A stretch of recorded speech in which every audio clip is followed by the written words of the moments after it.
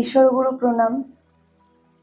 আমার প্রবর্তক গুরুর চরণে প্রণাম জানিয়ে এই শরৎ উৎসবের গুরু প্রসঙ্গ শুরু করছি। সত্য ধর্ম বই থেকে দীক্ষার প্রয়োজন। দীক্ষার প্রয়োজন। পূর্বোক্ত উপাসনা প্রণালী অবগত হইলেই যে সম্পূর্ণরূপে সত্য ধর্মাবলম্বী হইল এমতো নহে। পূর্বোক্ত উপাসনা প্রণালী জানা থাকলেই যে পুরোপুরি সত্য ধর্ম অবলম্বী হবে এমনটা না। সত্য ধর্ম বইয়ে লেখা আছে কিভাবে উপাসনা করতে হয়, এটা জানলেই সে সত্য ধর্ম অবলম্বী না। এই ধর্মে প্রবেশ করতে গেলে তাকে দীক্ষিত হওয়া আবশ্যক। দীক্ষিত বা ঈশ্বর পথাবলম্বী হওয়ার প্রয়োজন এই যে স্বশক্তিতে কেহ কোনো বিষয় জানিতে পারে না। সকল বিষয়েই পরিচালনার্থ বা শিক্ষা দানার্থ এক একজন গুরুর প্রয়োজন। অতএব দীক্ষা গ্রহণ অবশ্য কর্তব্য কর্ম। এ বিষয়ে সবিশেষ বিবরণ গুরুতত্ত্বে দেখো। গুরুতত্ত্বে এর বিস্তারিত বলা আছে। দীক্ষাদাতা কে? এক্ষেত্রে জিজ্ঞাস্য এই যে কে দীক্ষিত করিবে? ইহার উত্তর এই যে পারলৌকিক মহাত্মারাই এই ধর্মের প্রচারক। সত্য ধর্ম আত্মোন্নতির ধর্ম। যে সমস্ত মহাত্মাগণ আত্মোন্নতি সাধিত করে পরলোকগত হয়েছেন, তাদের ঐকান্তিক ইচ্ছে এবং প্রচেষ্টা সর্বত্রই সত্য ধর্মের প্রচার কার্যে সহায়ক। পারলৌকিক মহাত্মারা যিনি আদিষ্ট হন, তার দ্বারা এই মহান কার্য পরিচালনা করে থাকেন। কিন্তু তাহারা সাধারণ লোকের নিকটে আসতে পারেন না। সাধারণ বলতে আমাদের মতো যারা আছে তাদের কথা বলা হয়েছে। সাধারণ লোকের কাছে সেই মহাত্মারা আসতে পারেন না। এজন্য যিনি এই ধর্ম প্রকাশার্থে অনুজ্ঞাত হইয়াছেন তিনি দীক্ষাদাতা। আবার বলা আছে ব্রহ্ম দর্শন না করলে তিনি দীক্ষা দিতে পারবেন না। ব্রহ্ম দর্শন মানে একত্ব পাওয়া। আবার একটি একত্ব পেলেও তিনি কুযোগী। একত্ব পেলেই যে গুরু হওয়ার সমস্ত গুণাবলী থাকবে এমনটাও না।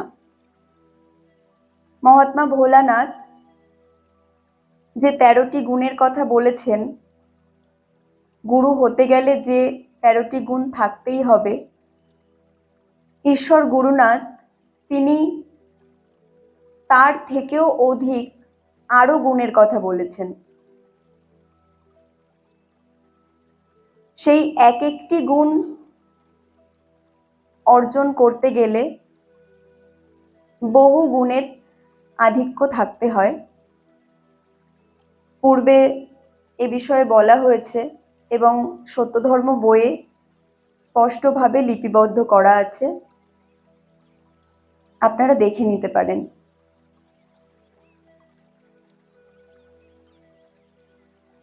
এবং সেই অশেষ গুণভূষিত অশেষ শক্তিসম্পন্ন মহাত্মার আদিষ্ট ব্যক্তিরাও এই ধর্মে দীক্ষিত করিতে পারেন।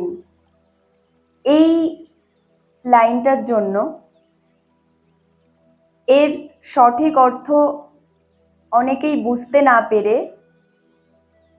মহাত্মা নিবারণ যাদেরকে কার্যভার দিয়ে গেছিলেন, মানে ওই অবস্থাতে যে কয়জন ব্যক্তি মহাত্মা নিবারণের কাছাকাছি ছিলেন, পাশে ছিলেন আর কি, তাদের কথা বলা হয়েছে, সেই কার্য ভার দিয়ে গেছিলেন, তাদেরকেই আদিষ্ট ভেবে বসে আছে। আর তাহার অবর্তমানতায় তদীয় সর্বপ্রধান শিষ্যই তাহার কার্যভার প্রাপ্ত হইবেন। সর্বপ্রধান শিষ্য, একজন আদিষ্ট তার সর্বপ্রধান শিষ্য যে হবেন, সেও দীক্ষা দিতে পারবেন, কিন্তু তাকে একত্ব পেতে হবে এবং গুরু হওয়ার সমস্ত গুণাবলী অর্জন করতেই হবে, নতুবা দীক্ষাদান সম্ভব না। কারণ দীক্ষা দিতে গেলে অভেদ জ্ঞান সমতা থাকতে হয়, পাপ গ্রহণ, জন্ম জন্ম ধরে যে পাপ থাকে শিষ্যের, সেই পাপ মুহূর্তের মধ্যে গ্রহণ করার এবং সেই পাপ কর্তন করার সমতা থাকতে হয়। তাই সর্বপ্রধান শিষ্য মানে এমনটা না যে মহাত্মা নিবারণের কাছে থাকলেই সে আদিষ্ট হয়ে যাবে, সে দীক্ষা দিতে পারবে। প্রথমত, খুব বয়স্ক যারা, মহাত্মা নিবারণের জীবদ্দশায়, শেষ বয়সে না, প্রথম দিকে যারা তার সান্নিধ্যে ছিলেন, তারা দীক্ষিত, এবং তার পরবর্তী, কারণ মহাত্মা নিবারণ শেষ বয়সে তিনি দীক্ষা দিতেন না, নাম দিতেন।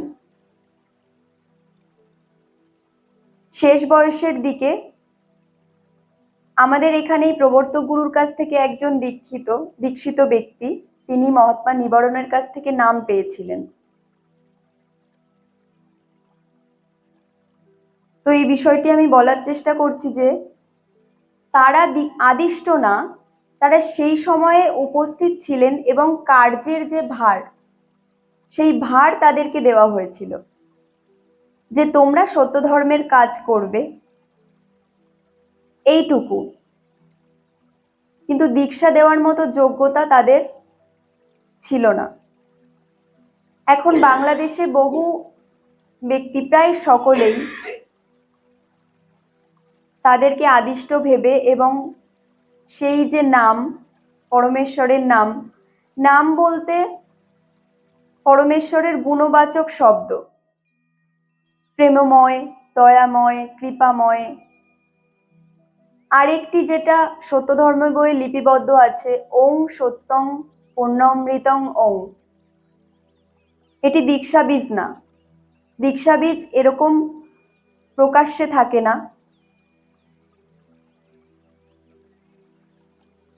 কিন্তু সর্বসাধারণের জন্য বইয়ে লিপিবদ্ধ করা আছে। সত্য ধর্মে বলা আছে সবার বীজ আলাদা, সবার বৈশিষ্ট্য আলাদা, সবার বীজ আলাদা। সবার বীজ যদি আলাদাই হয়, একজন ব্যক্তির বৈশিষ্ট্য যদি আরেকজন ব্যক্তির সঙ্গে না মেলে গুণ অনুসারে, তাহলে তার বীজ কি করে এক হয়?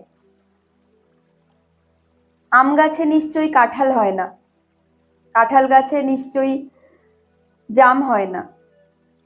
তো সেরকমই সেখানে সত্যতা থাকতে হবে।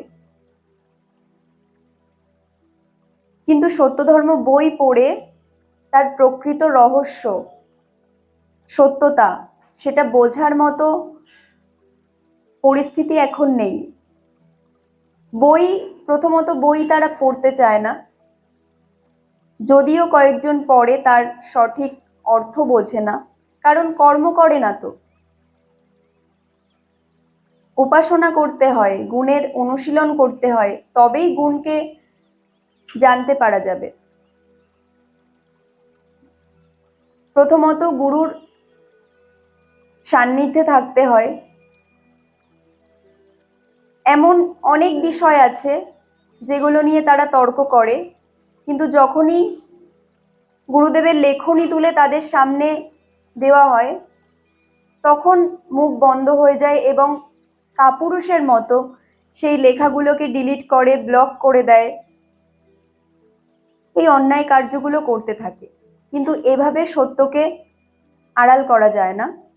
সমস্তটাই গুরুদেব লিপিবদ্ধ করে গেছেন এবং সত্য ধর্মে এটি একটি সুন্দর বিষয়। পরমপিতার এমনই বিধান যে অন্যান্য ধর্মের মতো নিজের মতো করে পরিবর্তন করা যায় না, কারণ গুণের ব্যাপার তো। ভয়ে ভয়ে ভালোবাসাকে ভক্তি বলে, কেউ এটার কিভাবে পরিবর্তন করবে? সম্ভব না। প্রেমের অঙ্কুর ভালোবাসা, এই যে বিষয়, কারণ গুণ তো অপরিবর্তনীয়। পৃথিবী যতদিন আছে ততদিন এর সংজ্ঞা এমনই থাকবে। আমরা প্রথমে বুঝতাম না যে একটি গুণকে কিভাবে চিন্তা করব, কিভাবে ধ্যান করব। প্রবর্তক গুরু সমস্ত গুণের যে গুণগুলো আমাদের 29টি প্রায় 31টি গুণের উপাসনা পদ্ধতি অনুযায়ী প্রতিটি গুণকে আলাদা আলাদা করে তিনি অনুক্রমে সাজিয়েছেন এবং সেটি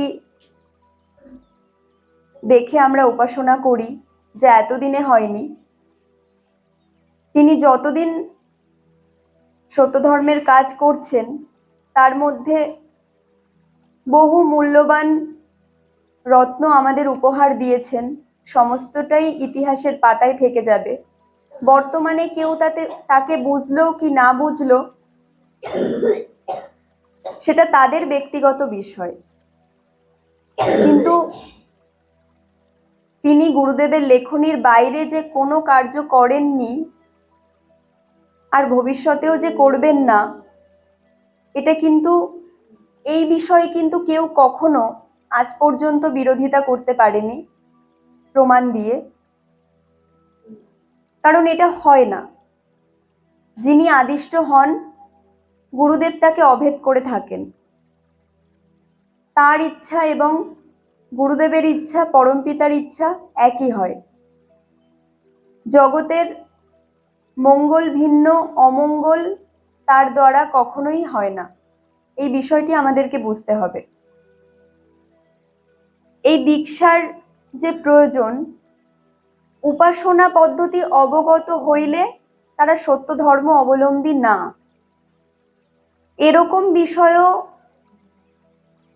অনেকে বলে থাকেন যে সরাসরি গুণকীর্তন থেকে উপাসনা শুরু হবে, কারণ তার আগে মনের প্রতি, জনের প্রতি বা প্রথমে সত্য ধর্মের শ্রেষ্ঠতা সূচক সঙ্গীত, গুরু আহ্বান, এই বিষয়গুলি নাকি কোনো প্রয়োজন নেই। বাংলাদেশ থেকে এরকম একজন বলেছে, এবং সেই ব্যক্তি, সেই অজ্ঞান মূর্খ প্রতিটা মানুষকে এই বোঝাচ্ছে যে গুণকীর্তন থেকে উপাসনা শুরু করতে হবে। তার মতে আমাদের মনে রয়েছে যে আমরা উপাসনা করব, এভাবে গুণকীর্তন করব, তাহলে আর নিজের মনকে বলার প্রয়োজন নেই। কিন্তু আমরা সত্যি যদি ভেবে দেখি, আমাদের মনের যে চাঞ্চল্য বা আমাদের যে মানসিক পরিস্থিতি, তাতে সত্যি কি সেটা সম্ভব? প্রয়োজনীয়তা আছে বলেই গুরুদেব উপাসনা খণ্ডে তিনি সেইভাবে উপাসনা পদ্ধতির বিবরণ দিয়েছেন। প্রয়োজন আছে বলেই, তার বাইরে সম্ভব না। একত্ব যদি পেতে হয় ওই নিয়মের বাইরে উপাসনা করলে সম্ভব না, আত্মোন্নতি সম্ভব না। অঙ্কের যদি নিয়ম ঠিক না থাকে তাহলে অঙ্ক মিলবে না। খুবই সহজ বিষয়। দীক্ষার বিভাগ। দীক্ষা দুই প্রকার, পারলৌকিক ও ঐহিক। পরলোকের জন্য যে দীক্ষা তাহাই পারলৌকিক, এবং আদিম দেহের নিমিত্ত যে দীক্ষা তাহা ঐহিক বলিয়া কথিত হয়।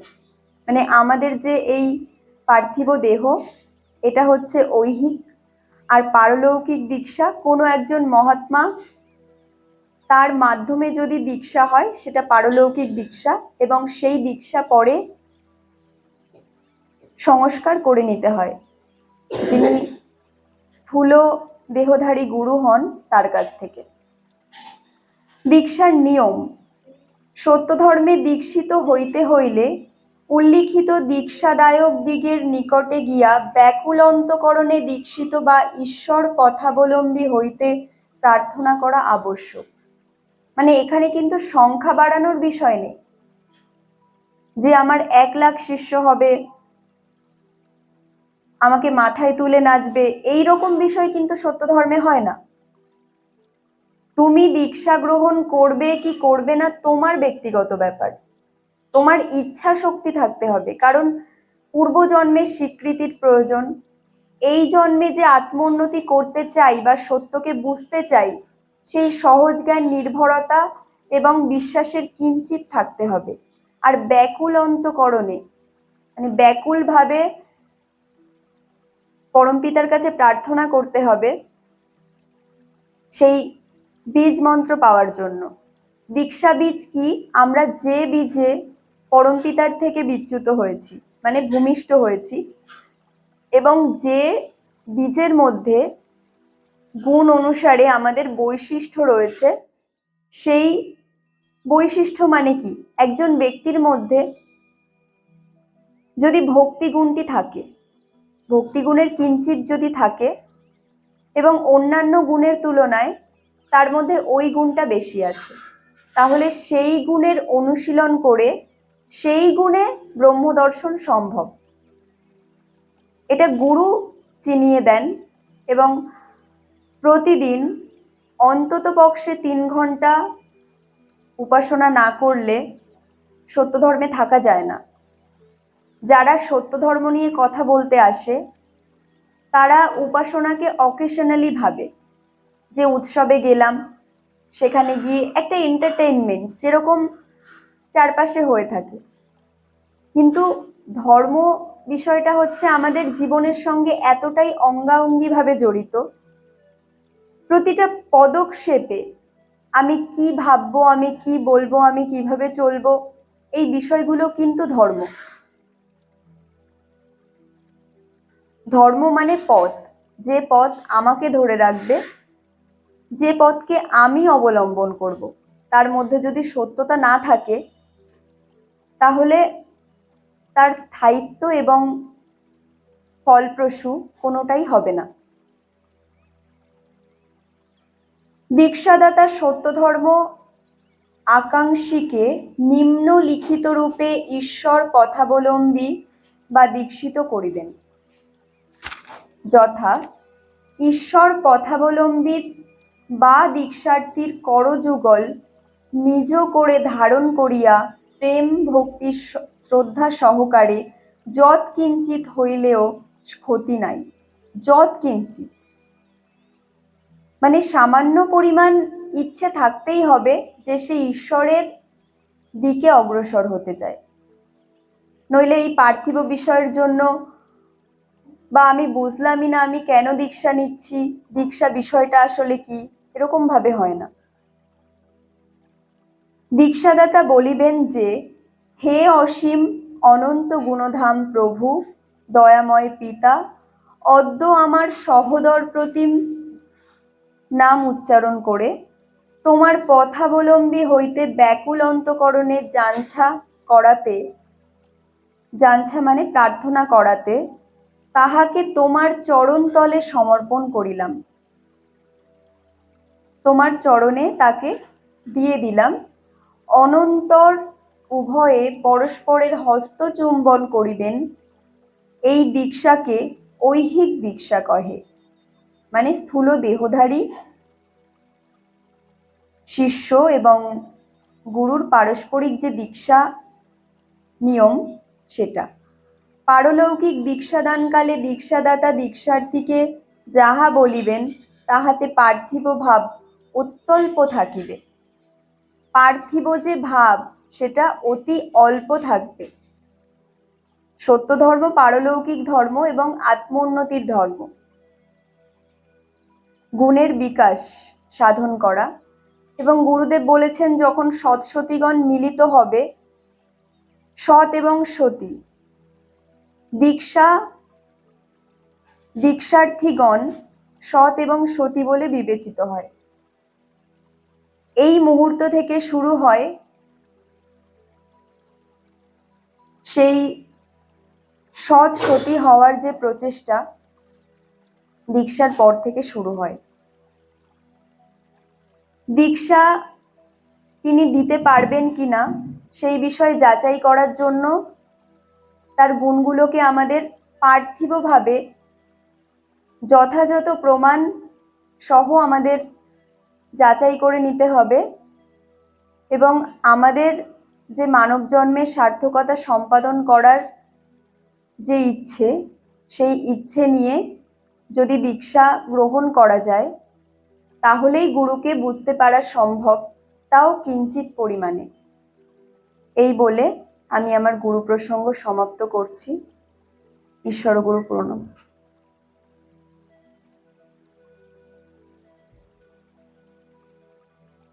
পৌর্ত গুরু, পৌর্ত গুরু।